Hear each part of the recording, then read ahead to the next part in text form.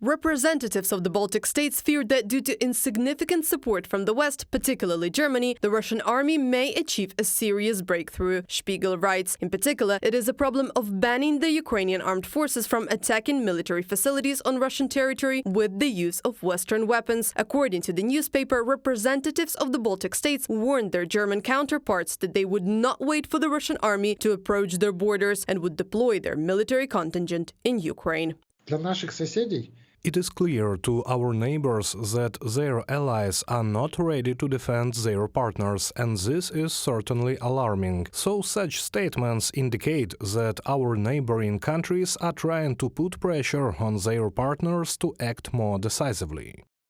The Estonian president said that Russia and Putin should be, quote, brought to their knees. Then, according to Oleksandr, serious discussions about ending the war can begin. The Estonian government is discussing the possibility of sending troops to Ukraine to help Kyiv free up reserves to be sent to the front, the Estonian president's national security advisor has said. Discussions are ongoing. We should be looking at all the possibilities. We shouldn't have our minds restricted as to what we can do. Madis Roll, the advisor to the President of Estonia for National Security, in an interview for the Breaking Defense. Sending a military contingent to Ukraine is an independent decision of each state, including NATO countries, President Volodymyr Zelensky said. Kyiv supports this idea, especially the training of Ukrainian military personnel on Ukrainian territory.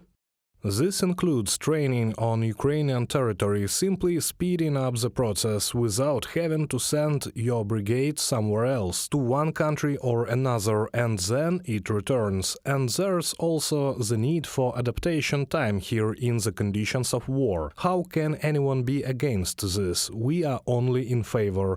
Volodymyr Zelensky, president of Ukraine, in an interview with the New York Times. The head of the U.S. Joint Chief of Staff has called the dispatch of NATO instructors to Ukraine inevitable, but for this to happen, the issue of their security must be resolved. We'll get there eventually, over time, Charles Brown said. Someone from the military even said that if we go for it, the Ukrainians will have to decide whether to use air defense to protect their infrastructure or our military, such a difficult dilemma. So for now, we have not officially asked for the intervention of their troops on our territory. We are grateful for the assistance that our partners provide us, but we treat our actions and requests very responsibly and stick to promises that we make to our allies.